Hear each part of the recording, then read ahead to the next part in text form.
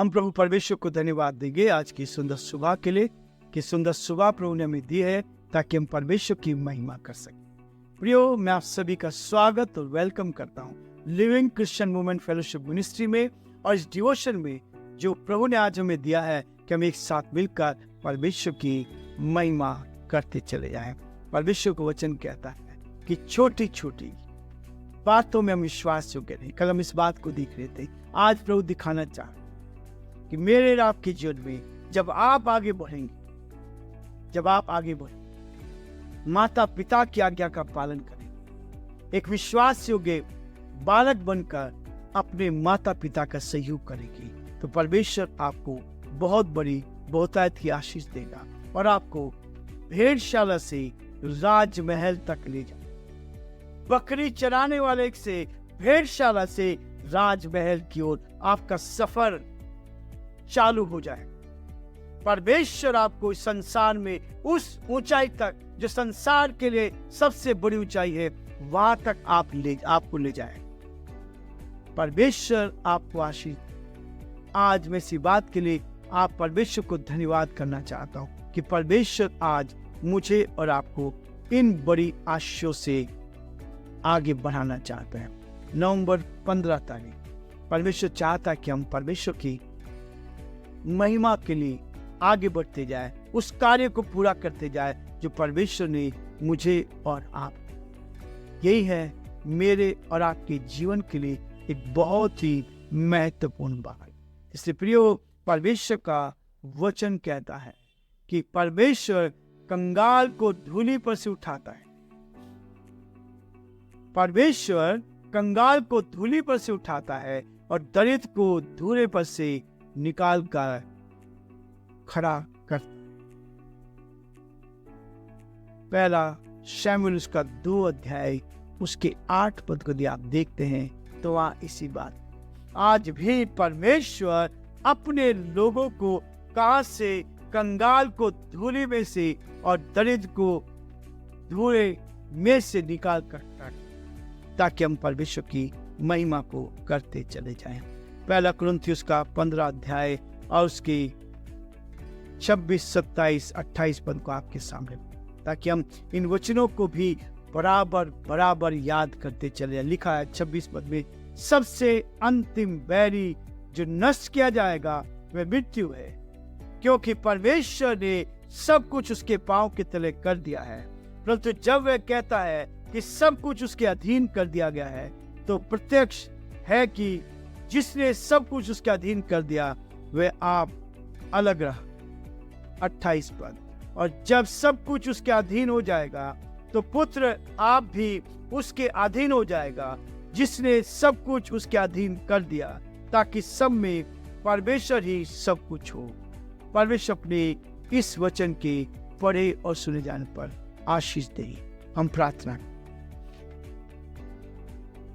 धन्यवाद और स्तुति के योग्य हमारे सामर्थ्य परमेश्वर, आज की सुबह के लिए आपको धन्यवाद। आज का दिन परमेश्वर आपने हमें दिया है कि हम आपके पवित्र सिंहासन के सम्मुख आ जाएं, आपकी महिमा कर सके, आपकी बड़ाई कर सके, आपकी स्तुति कर सके, आपके नाम को सराह सके। हम धन्यवाद देते हैं, आपकी स्तुति करते हैं हमारे प्रदेश के मुख्यमंत्री अशोक गहलोत जी के लिए। आपका दया का हाथ उन पर चाहते हैं, आपकी करुणा उन पर चाहते हैं प्रभु जी। हम प्रार्थना विनती करते हैं, आपका दया का हाथ उन पर बना रहे, ताकि वो आपकी महिमा के लिए आगे बढ़ सके। जब पिता परमेश्वर इलेक्शनों में केवल बहुत ही थोड़े दिन रह गए हैं, हम प्रार्थना करते हैं आप हमारे प्रदेश की जनता को, प्रदेश के भाई बहनों को प्यारे परमेश्वर अपनी आत्मा से भर दे, अपनी सामर्थ से भर दे, अपनी शक्ति से भर दे, ताकि सही मन को दे। प्यारे परमेश्वर वो अपने मन की इच्छा को पूरा कर सके और प्रभु सही जगह निशान पर पिता परमेश्वर वो कार्य जो देना है, जो वोट उसको देनी है, वो सही व्यक्ति को दे सके। हमारी प्रार्थना, हमारी विनती है, आपका दया का हाथ हर कदम पर बना रहे, ताकि सारी परिस्थितियों में आदर महिमा आपको मिल सके। हमारे देश के प्रधानमंत्री के लिए प्रार्थना करते हैं, आपका हाथ इन पर बना रहे, आपकी करुणा इन पर भी बनी रहे। हमारे देश की राष्ट्रपति के लिए प्रार्थना करते हैं, आपका हाथ उन पर भी चाहते हैं। बड़े आदर के साथ, दीनता, नम्रता के साथ परमेश्वर हम सभी को आपके हाथ में सौंपते हैं। हमारी प्रार्थना, हमारी विनती प्रभु, आपका दया का हाथ हम सब पर बना रहे, ताकि हम आपके नाम में आगे बढ़ते जाए। हमारे सारे श्रोताओं के लिए, सारे भाई बहनों के लिए जो अलग अलग प्रदेशों में आपके इस वचन को सुन रहे हैं, हम सभी के लिए प्रार्थना करते हैं, उत्तम से उत्तम आशीष से भरपूर कर, और आपका वचन उनके साथ बना रहे, ताकि जो वचन आपका कहता है वो कंगाल को धुएं में से उठाकर चट्टान पर ले जाता है। हमें जाते प्रभु हमारे जीवनों को अपने हाथों में ले, ताकि हम आपके साथ साथ आगे बढ़ते जाएं और हमारे द्वारा प्रदेश की उन्नति होती चली जाए। हम बहुतों के लिए आशीष का, आनंद का कारण बनते चले जाए, और जो आपकी योजना है उसको हम पूरा करते चले जाए। हम सारी महिमा, आदर, गौरव प्रभु जी आपको देते हुए इस प्रार्थना को अपने प्रभु, अपने उद्धारकर्ता यीशु मसीह के नाम से मांगे, आमीन। प्रियो, परमेश्वर का वचन कहता है कि सबसे अंतिम बैरी जो नष्ट किया जाएगा वह मृत्यु, लेकिन उससे पहले परमेश्वर चाहता है कि इस पृथ्वी पर रहकर हम दीनता, नम्रता का जीवन जिए। मृत्यु को, जब तक कि मृत्यु हमारे जीवन में ना, तब तक हम उस परमेश्वर पिता को खुश कर सकें, हम उसकी महिमा कर सकें। ये वचन हमें इस बात के लिए प्रेरित करता है कि वो मुझे और आपको ऊंचाइयों पर ले जाकर अपनी महिमा मुझसे और आपसे लेना चाहता। एक उदाहरण हम देखते हैं, परमेश्वर का वचन इस बात को कहता, जब हम कंगाली में रहते हैं, कमजोरी में रहते हैं, कमी में रहते हैं, तो परमेश्वर मुझे और आपको ऊंचा उठाना चाहता है, ताकि आप आगे बढ़ते चलें। अब्राहम लिंकन के बारे में हमने सुना होगा। जब प्रताप सिंह खाचरियावास पहली बार टिकट उनको मिला सिविल लाइन से, उनसे जब मैंने बात करी, तो अब्राहम लिंकन का जिक्र करते हुए उनको आशीर्वाद और परमेश्वर का धन्यवाद करते हैं कि परमेश्वर ने उस आशीर्वाद को उनके ऊपर आज तक बनाया। परमेश्वर का धन्यवाद करते हैं।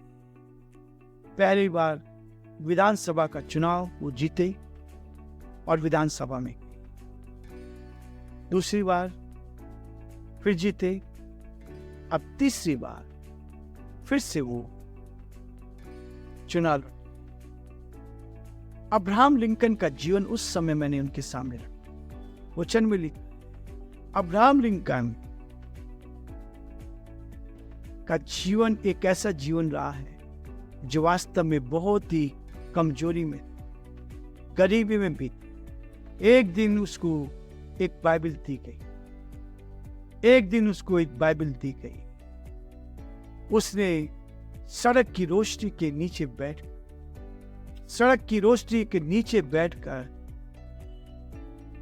वो उसको पढ़ने लगा। उसने पढ़ना शुरू। गरीब परिवार में पैदा हुआ, लेकिन परमेश्वर जो करता है वो अद्भुत काम करता है। उसे विश्वास था जब उसने बाइबल को पढ़ा। परमेश्वर जिसने गडरिया बालक दाऊद को राजा बनाया, उसे भी ऊंचा उठा सके। इस चीज का निश्चय उसके जीवन में हो गया जब उसने बाइबल को पढ़ना शुरू किया, और किसने उसकी सड़क पर जो रोशनी होती है उस खंबे के नीचे बैठकर उसने बाइबल को पढ़ना शुरू किया। और तब उसको निश्चय हुआ कि एक गडरिया, एक चरवाहा, एक भेड़े को चराने वाला बालक दाऊद को राजा परमेश्वर बना सकता, उसे भी ऊंचा उठा सकता। उसने निश्चय किया। इतनी बार वो इलेक्शन हार चुके थे अब्राहम लिंकन, बहुत सताव में से आए, बहुत तकलीफ में से थे, बहुत बार चुनाव हारे, लेकिन परमेश्वर ने उसे संयुक्त राष्ट्र अमेरिका का राष्ट्रपति बना। इस वचन ने उसके जीवन को में काम किया। अमेरिका का राष्ट्रपति, ये उसके जीवन की एक बहुत बड़ी गवाही है। वो परमेश्वर आज भी जीवित है। वो आज भी हमें ऊंचाइयों पर ले जाना चाहता है। आप सबके लिए आज की सुबह उस ऊंचाइयों को छूने का समय है।